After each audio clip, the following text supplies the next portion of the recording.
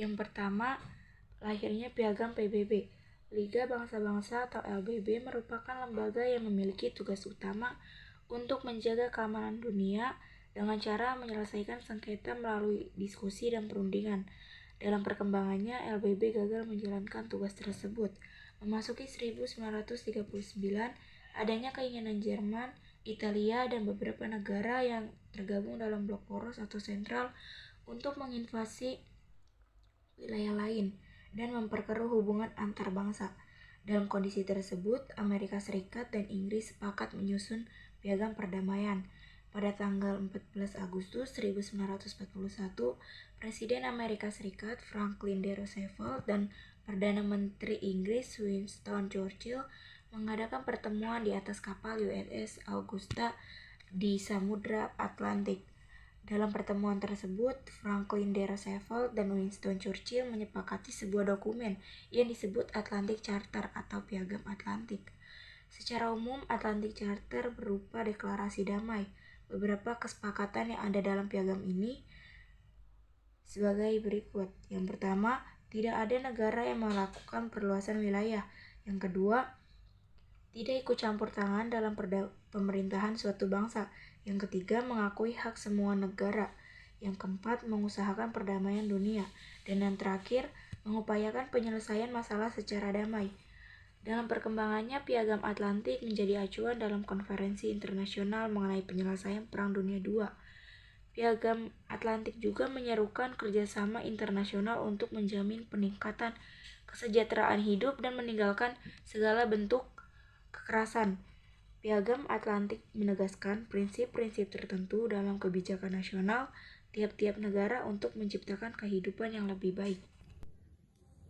Pada 1 Januari 1942, konferensi di Dumbarton Oaks di dekat kota Washington, Amerika Serikat, dilaksanakan untuk menindaklanjuti Piagam Atlantik. Konferensi tersebut dihadiri oleh 26 negara. Dalam konferensi tersebut disepakati pembentukan suatu lembaga yang bernama United Nations. Lembaga ini bertugas menyelesaikan konflik internasional dan memelihara perdamaian dunia. Pada 25 April 1945, negara-negara sekutu kembali mengadakan pertemuan sebagai tindak lanjut konferensi di Dumbarton Oaks. Kali ini konferensi diadakan di kota San Francisco, yaitu Amerika Serikat. Pertemuan ini terselenggarakan atas prakarsa Amerika Serikat, Inggris, Prancis, Uni Soviet, dan Tiongkok. Pertemuan ini berlangsung selama 2 bulan dan dihadiri oleh 50 negara. Pertemuan di San Francisco berakhir pada 26 Juni 1945. Pertemuan ini menghasilkan dokumen yang disebut dengan United Nations Charter Piagam PBB. Pada 24 Oktober 1945, negara-negara sekutu kembali mengadakan konferensi lanjutan di San Francisco, Amerika Serikat. Penyelenggaraan konferensi ini bertujuan mengesahkan pembentukan PBB. Selanjutnya, 24 Oktober 1945 ditetapkan sebagai hari berdirinya PBB. PBB diresmikan dengan nama United Nations Organization UNO atau Perserikatan Bangsa-Bangsa PBB. Isi piagam PBB ini dibagi menjadi beberapa bab dan pasal. Bab 1, tujuan dan prinsip, pasal 1 dan 2. Bab 2, keanggotaan, pasal 3 sampai dengan 6. Bab 3, organ-organ, pasal 7 sampai dengan 8. Bab 4, majelis umum, pasal 9 sampai dengan 22. Bab 5, Dewan Keamanan, pasal 23 sampai dengan 32. Bab 6, penyelesaian pertikaian secara damai, pasal 33 sampai dengan 38. Bab 7, tindakan-tindakan yang berkaitan dengan ancaman-ancaman terhadap perdamaian, pelanggaran terhadap perdamaian, dan tindakan agresi, pasal 39 sampai dengan 51. Bab 8, kesepakatan kawasan, pasal 52 sampai dengan 54. Bab 9, kerjasama ekonomi dan sosial internasional, pasal 55 sampai dengan 60. Bab 10, Dewan Ekonomi dan Sosial, pasal 61 sampai dengan 72. Bab 11. Deklarasi mengenai wilayah tanpa pemerintahan sendiri, pasal 73 sampai dengan 74. Bab 12. Sistem perwalian internasional, pasal 75 sampai dengan 85. Bab 13. Majelis Perwalian, pasal 86 sampai dengan 91. Bab 14. Mahkamah Internasional, pasal 92 sampai dengan 96. Bab 15. Sekretariat, pasal 97 sampai dengan 101. Bab 16. Ketentuan-ketentuan lainnya, pasal 102 sampai dengan 105. Bab 17. Ketentuan-ketentuan keamanan peralihan, pasal 106 sampai dengan 107. Bab 18. Amandemen atau perubahan, pasal 108 sampai dengan 109. Bab 19.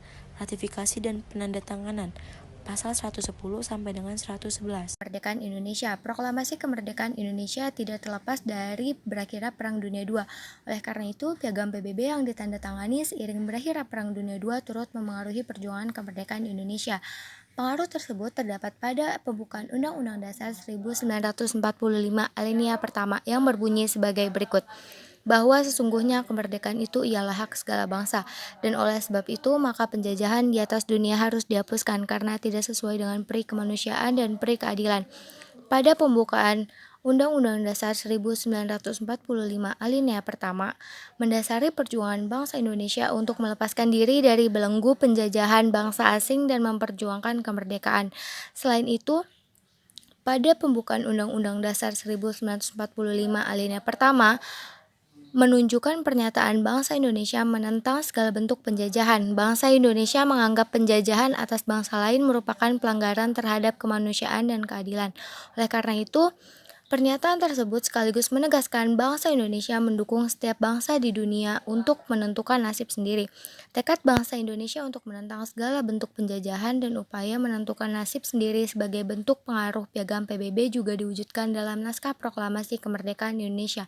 Tekad bangsa Indonesia tersebut tampak pada kalimat kedua dalam naskah Proklamasi Kemerdekaan yang diusulkan oleh Muhammad Hatta yang berbunyi pada kalimat berikut. Hal-hal yang mengenai pemindahan kekuasaan dan lain-lain diselenggarakan dengan cara saksama dan dalam tempo yang sesingkat-singkatnya.